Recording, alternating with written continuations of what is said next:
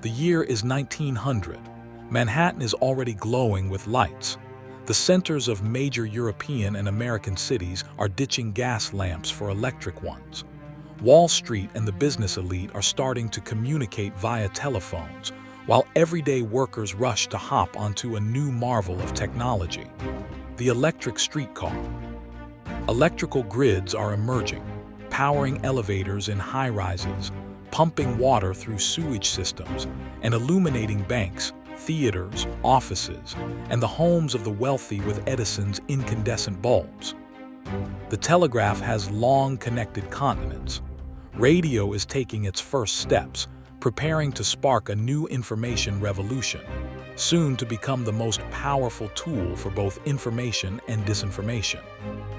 Automobiles, cinema, radio receivers, X-ray machines, telephone networks, the first household appliances, and neon signs are all bursting onto the scene.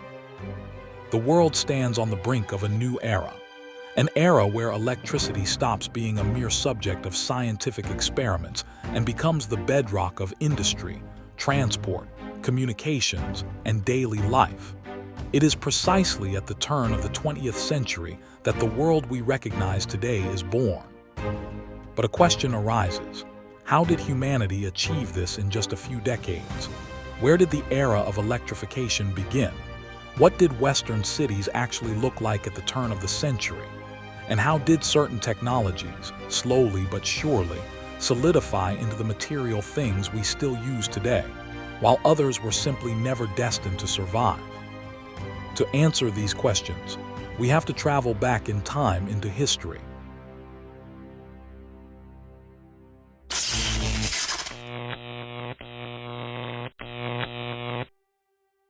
In a medieval city, anyone forced to venture out after sunset had to carry their own light source, a manual oil lantern or a torch. In many cities, walking in the dark without a light was illegal, as it was legally equated with criminal intent. History tells us that the first street lighting system emerged in 17th century Amsterdam. Legend has it that a local firefighter created it, primarily so that residents wouldn't fall into the city's countless canals. The project called for installing 3,000 lanterns. Back then, the primary light sources were oil lamps burning animal fat or oil. The light was dim, and widespread use was far too expensive.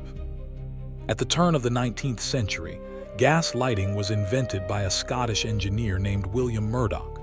At first, the idea was mocked.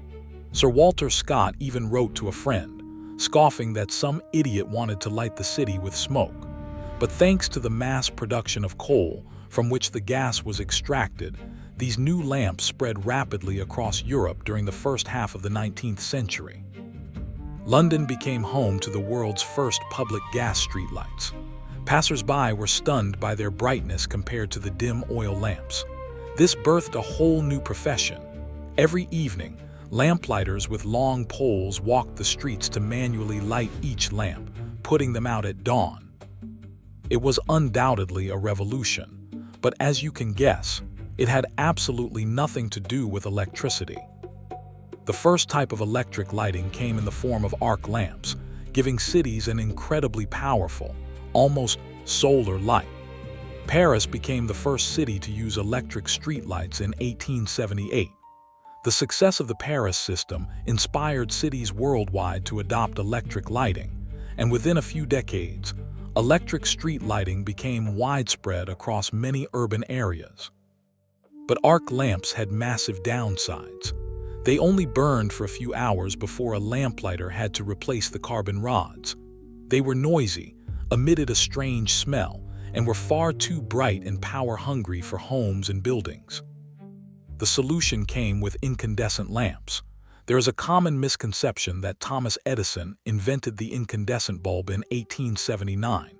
In reality, scientists had known about incandescence for decades. As with all early technologies, the problem was imperfection. Early bulbs burned for just a few hours and were purely experimental. Edison was the innovator who perfected the technology, making the bulb viable for everyday use. He tested thousands of materials before finally creating a bulb that could last for over 40 hours, a total revolution. As their lifespan grew, they became a massive commercial product. It was obvious that incandescent bulbs were the future. But unlike previous light sources, these bulbs required a constant supply of energy. So in 1882, Edison built the world's first commercial power station in the heart of Manhattan on Pearl Street. The choice was purely commercial.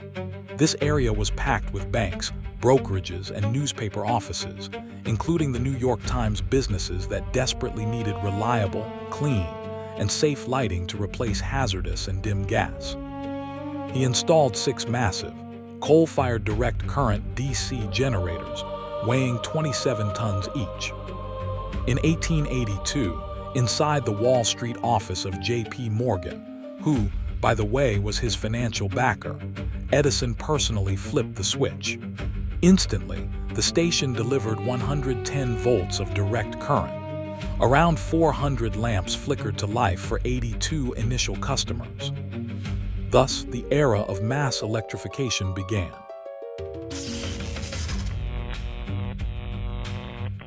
Despite this colossal breakthrough, by the mid-1880s, the inefficiencies of direct current became glaringly obvious.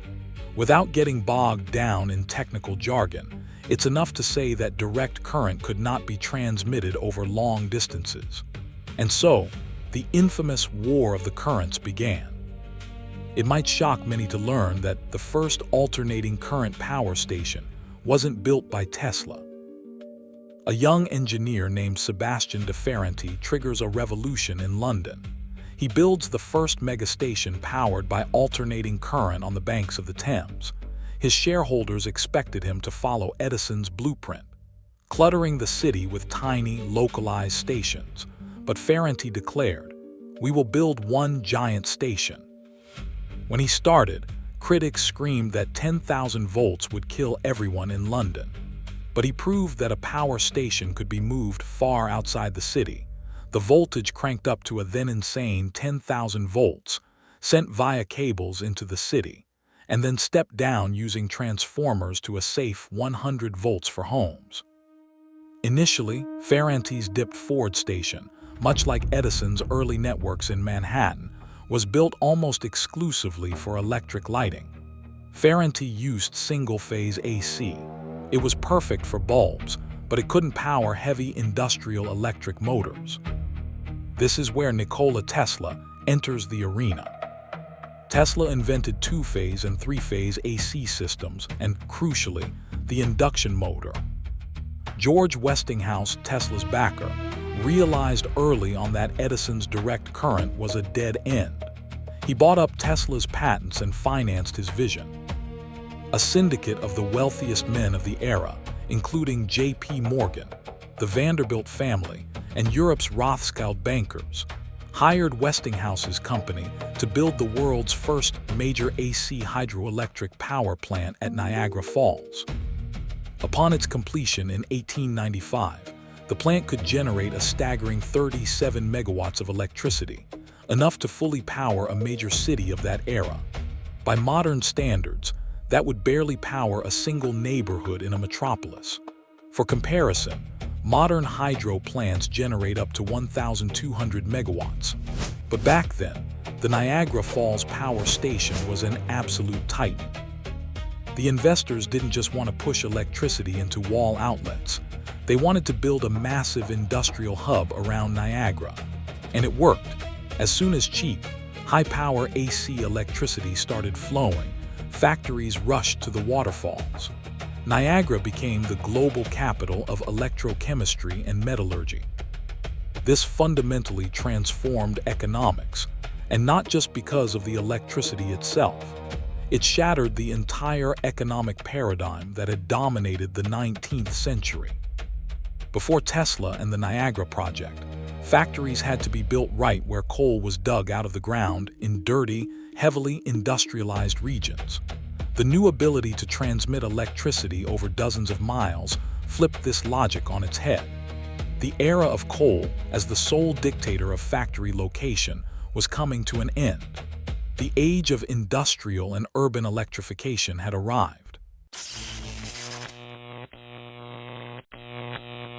Throughout the 1880s, power stations following Edison's model were built right in the centers of American and European cities, literally around the corner from consumers. Direct current simply couldn't travel far. Because of this, smokestacks billowed smoke right in the middle of residential blocks in Manhattan or London, and horse-drawn carts hauling coal and ash clattered under residents' windows 24/7. But cities were growing rapidly, and small power plants inside residential neighborhoods could no longer keep up. They were replaced by large, AC-powered stations. Giant power plants began springing up in the suburbs of US and European cities, situated near rivers and railroads. Day and night, they burned thousands of tons of coal, turning water into steam and steam into alternating current, or harnessed the raw power of rushing water. According to archival reports, by 1900, there were about 3,500 power stations in the United States. In Europe, the process moved a bit slower due to strict municipal regulations, but the stations were larger. Germany led the pack with around 600 large centralized plants, followed by Britain with about 400. In Europe at the time, a typical urban power station, even one considered large, generated only 1 to 5 megawatts. That was just enough to power city streetlights, a few factories, or 100 streetcars. Because of this, cities were split into sectors, each powered by its own separate station.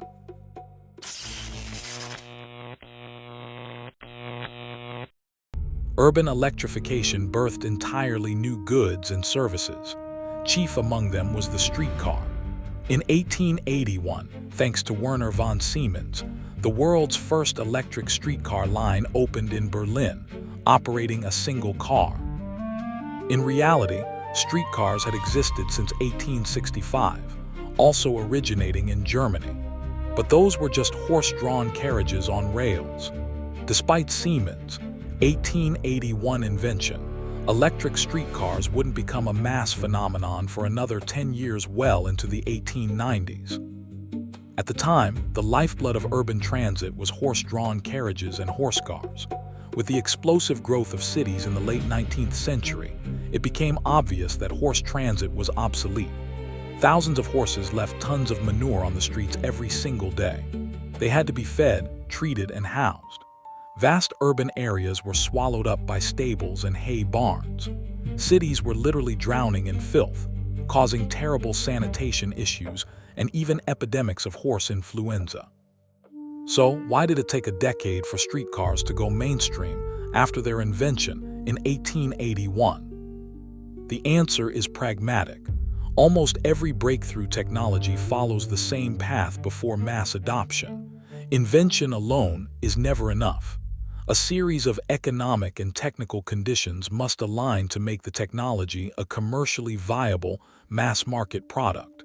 This is exactly what happened with the electric streetcar. The first hurdle was figure out how to deliver electricity to a moving vehicle. Siemens' 1881 system, which ran current through the tracks themselves, was incredibly dangerous, meaning it was immediately banned on busy streets. A frantic search for alternatives began. Another technical bottleneck was the motors. The electric motors of that era were far too delicate for the brutal conditions of city streets. The transmissions couldn't handle the constant stop-and-go cycle of a streetcar line and broke down constantly.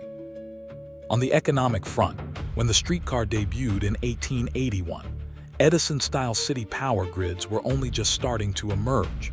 Supplying fleets of streetcars with batteries or onboard dynamos was financially unfeasible. The world needed more electricity at lower prices, which only became possible in the 1890s. Furthermore, converting an entire city to electric transit required astronomical capital investments. In the 1880s, city authorities and horse transit tycoons were deeply skeptical. They launched smear campaigns, wildly exaggerating the dangers of electric wires.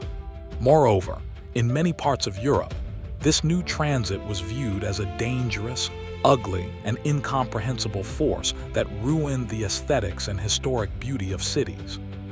But you cannot stop progress. Following major engineering breakthroughs in 1888, the critical technical issues were solved, and power plants began appearing inside and around most major cities. The massive transition of the world's leading metropolises onto electric rails went into overdrive in the first half of the 1890s. Every city adapted in its own way, fighting bureaucracy and aesthetic pushback. In 1890, the U.S. had about 2,000 kilometers of electric tracks compared to 9,000 kilometers of horse lines. Just 10 years later, by 1900, the length of electric streetcar tracks in the U.S. skyrocketed to 32,000 kilometers. The mass electrification of New York hit like an avalanche starting in 1895. Berlin city officials saw the immense economic benefits and approved a global plan for the total electrification of their horsecar network in 1895. London and Paris dragged their feet the longest due to heavy resistance from local authorities. A total, comprehensive transition in these cities only truly took off in the early 20th century. Horses practically vanished from the rails. If we have to pinpoint the exact window when the electric streetcar became the absolute, undisputed king of the streets, it is the period leading up to 1910. Yet horses didn't vanish entirely overnight. Horse-drawn taxis went extinct by the mid-1920s, unable to compete with automobiles. By 1930, spotting a passenger carriage as everyday transport in a major western city was virtually impossible. However, horse-drawn transit held on the longest in short-distance freight delivery. Right up until the late 1930s, cargo-laden horse wagons remained a familiar sight on the streets of London, Paris, and New York.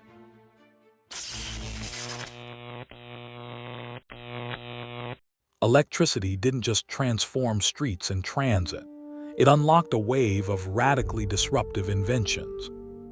On March 7, 1876, inventor Alexander Graham Bell uttered those famous words to his assistant Thomas Watson, "Mr. Watson, come here, I want to see you."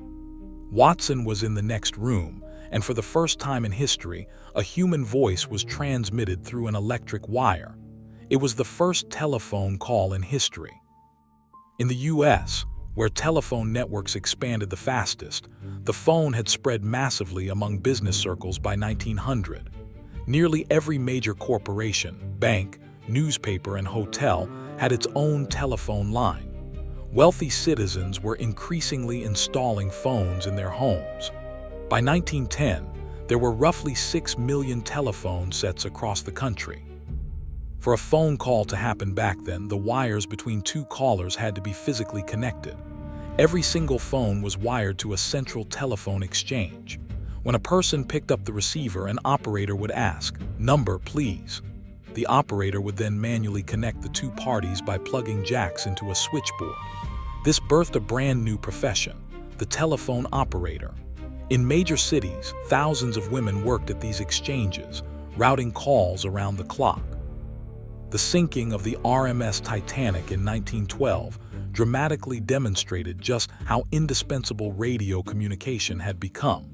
The Titanic was equipped with a state-of-the-art radio station run by the Marconi Company. After striking the iceberg, the wireless operators began broadcasting distress signals. These messages were picked up by several ships, allowing around 700 people to be saved. Radio, officially invented in 1895, was already widely known and actively deployed. But before the Titanic disaster, its use was neither mandatory nor standardized. The telegraph, radio's ancestor, relied on physical wires, which meant it had severe limitations and was useless for ships at sea. The earliest radio prototypes, much like the telegraph, only transmitted text via Morse code and were called wireless telegraphs or radio telegraphs. It was exactly this kind of radio telegraph that was aboard the Titanic. At that time, it was still a complex, highly specialized tool. The first radio station to broadcast the human voice wouldn't emerge until 1920. By the late 1920s, millions of families owned a radio. By the 1930s, radio had become the primary source of news and entertainment. Families gathered around the receiver in the evening just as they would later do with TVs. It was, in essence, the first mass consumer electric appliance, the very reason people bought electricity for their homes in the first place. Though the camera was invented back in 1839, for half a century, photography remained the exclusive domain of professionals and the ultra-wealthy. The process demanded bulky cameras, heavy tripods, toxic chemicals, and fragile glass plates. The turning point came in 1888 when George Eastman released the first Kodak camera. It came preloaded with a flexible roll of film capable of taking 100 shots. Once the film was used, the owner shipped the entire camera back to the factory. The factory developed the film, printed the photos, and mailed the camera back loaded with a fresh roll of film. Between 1900 and 1914, sales exploded into the millions. Photography became a massive hobby across the West. While it wasn't in every household yet, it was rapidly becoming a staple of middle-class life in the US and Western Europe.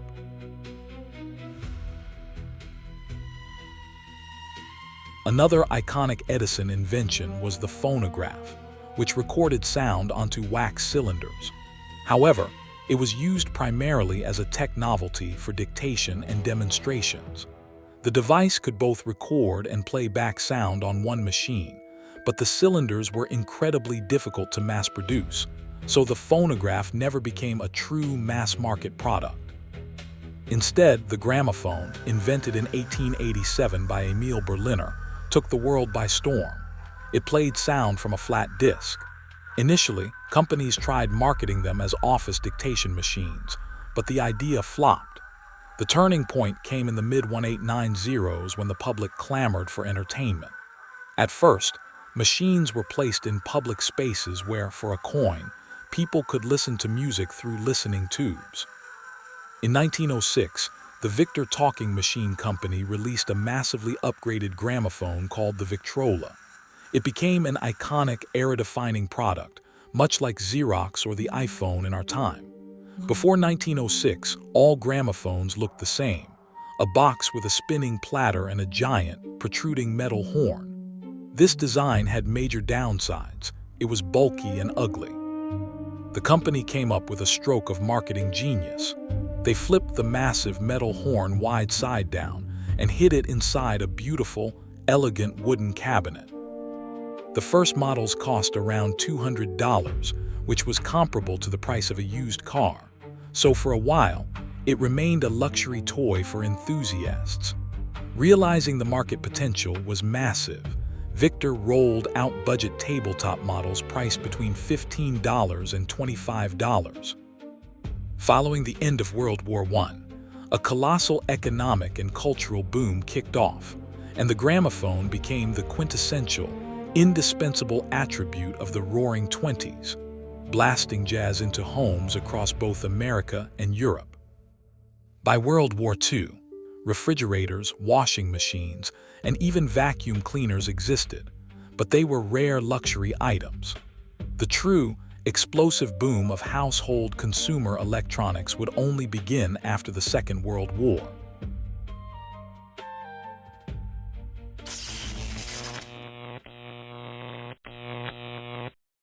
But how widespread and truly mass market was electricity at the turn of the century? Can we accurately measure the actual level of electrification in the West between the 19th and 20th centuries? Or has this phenomenon been historically exaggerated? By 1900, the vast majority of Western cities boasted power plants, streetcars, electric street lighting, and even subways like London or Paris. Electric bulbs were aggressively replacing gas lamps on central avenues and squares. Broadway in New York was already ablaze with lights, while Wall Street and the business elites of America and Europe were actively adopting electricity and phones in their offices and mansions. But if we step back and look at the bigger picture, In the early 20th century, electricity was a symbol of luxury, a marvel of engineering, and a feature of major cities.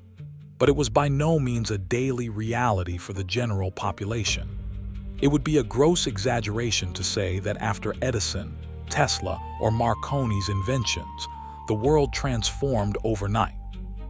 For the vast majority of everyday people living at the turn of the century, the world would remain exactly the same for decades to come. An electrified city back then often meant nothing more than wires strung along a couple of main streets to power storefronts, streetlights, and streetcar lines. In New York, electrification followed strict capitalist lines. Wires were laid only where clients could pay top dollar.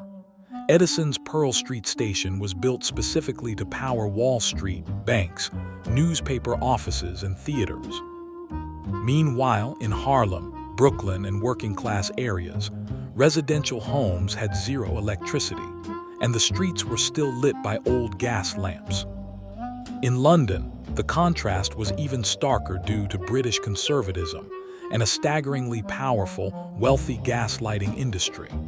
In working-class suburbs, there was absolutely no electricity. Perhaps the most telling metric is the percentage of electrified homes.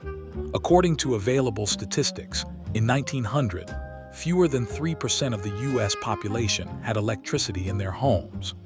Home electricity was a luxury reserved for the ultra-wealthy or residents of elite neighborhoods where wires were custom-routed. The first private home in the world to be fully electrified was J.P. Morgan's lavish mansion on Madison Avenue. When it came to telephones, by 1900, only about 2 out of 100 people in the U.S. had a phone, and in Western Europe, the average was 1 out of 100. A personal telephone was a status symbol for business moguls. It took hundreds of rival telephone companies, thousands of miles of wire, the invention of automated switching, which eliminated the need for manual operators, and a massive drop in service costs before the telephone became a true mass utility in the 1930s and post-war years. As for industry, factories in 1900 were still the undisputed kingdom of steam. The adoption of electric motors in manufacturing was just beginning, and the process dragged on due to the astronomical costs of retrofitting factories. At the dawn of the century, fewer than 5% of factory equipment in the West was powered by electricity. The muscle behind machinery still came from colossal steam engines. Perhaps the defining feature of this revolution was its extreme inequality. The world became deeply fragmented. If your ancestor lived in downtown New York or Berlin in 1910, they could enjoy streetcar rides, visit electrified theaters, and read in illuminated libraries. At the exact same time, your other ancestor, living in a small Italian village or rural Russia, had likely never even seen an electric light bulb, still relied on kerosene or gas lamps, and let the position of the sun dictate their hours of work and rest, just as people had done for centuries. It goes without saying that this rapid pace of development applied strictly to Western nations. The rest of the world lagged behind by decades. In China, for instance, up until the mid-20th century, electricity was confined almost exclusively to major port cities. The vast majority of the population had never used electric lighting. A similar story played out across the rest of Asia, with the notable exception of Japan, which caught up to average European standards by the 1930s. The electrification of the USSR is one of the most fascinating chapters of the 20th century. It is often framed either as an exclusively Soviet miracle or, conversely, as a pure propaganda myth. Lagging behind Western nations by every metric, the USSR decided to force a breakneck industrialization campaign in the late 1920s. Trading gold and grain, Stalin bought electrical equipment and blueprints from American giants like General Electric and Westinghouse to rapidly electrify the country, while inviting thousands of foreign specialists, mostly Americans, to oversee the work. The Dnieper hydroelectric station, built in 1932 under the leadership of American engineer Hugh Cooper, became the largest hydroelectric plant in Europe at the time. By 1940, the USSR had climbed to become the world's third-largest producer of electricity, overtaking both Germany and Britain.